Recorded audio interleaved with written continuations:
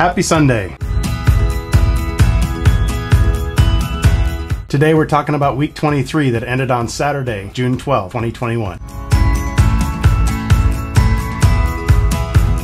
We had a great week. I hope you did too.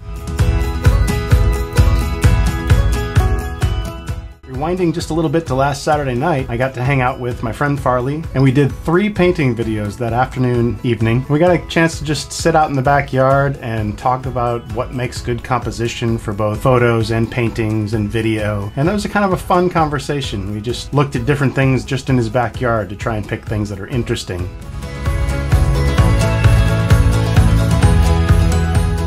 Sunday, we had our usual relaxing day. Just sat back and enjoyed the time with family.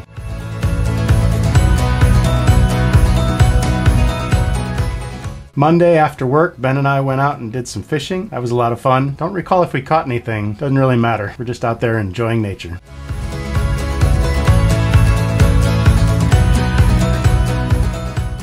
Tuesday, I was curious about why Sting and the Police, why their music is so fun to listen to. And that led me to watching a video by Rick Beato. If you haven't seen Rick Beato's stuff yet and you love music, especially the deconstructing of music to analyze what's cool about a particular song, Rick Beato has a ton of what made this song great videos, and they're wonderful. So he has a couple on Sting. He really explains what's unique about how Sting writes his music, and I found it very fascinating. If you're a Sting fan, you probably find it fascinating too. I'll put a link down below to that particular video that I watched.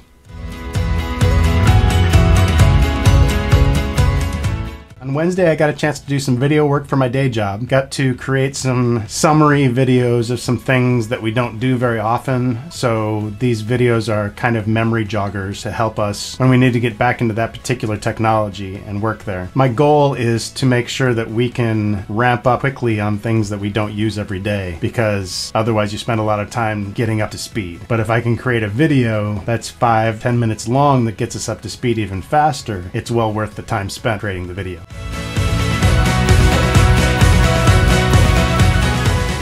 On Thursday, I was very curious about the history of hybrid vehicles. Since we bought a hybrid, I was just curious how they work. Now, how long ago was the technology created to make a hybrid vehicle? And I was kind of shocked to find out that the first hybrid vehicles were actually created in the late 1800s, early 1900s by Ferdinand Porsche. Well, the first one he created was an all-electric vehicle. Someone got back to him on that one and said that they would like to have it have a longer range, so he added a gasoline engine on there to run the electric engine. So that was officially the first hybrid automobile. They didn't last back then, and that was only because battery technology wasn't very good yet, and gasoline was really cheap. It just made more sense for people to drive regular gasoline engine cars. Of course, that's changed today, and most countries gasoline is very expensive and people are wanting to spend less and less on gas. And Jill and I are finding it's kind of a fun game to see how many miles we can squeeze out of a gallon of gas.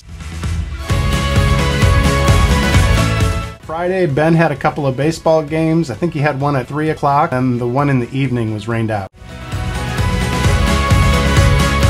On Saturday, Ben was in a baseball tournament. They had 3 games. Yeah, they had 3 games. It was swelteringly hot outside. Humidity was really high, so it was a challenging day even for the spectators, but I can't imagine what the ball players were going through. Still, they played hard. They played strong. They didn't win all of them, but they did a good job.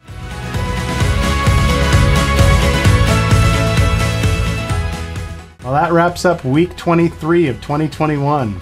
Have a great week. We'll see you next week.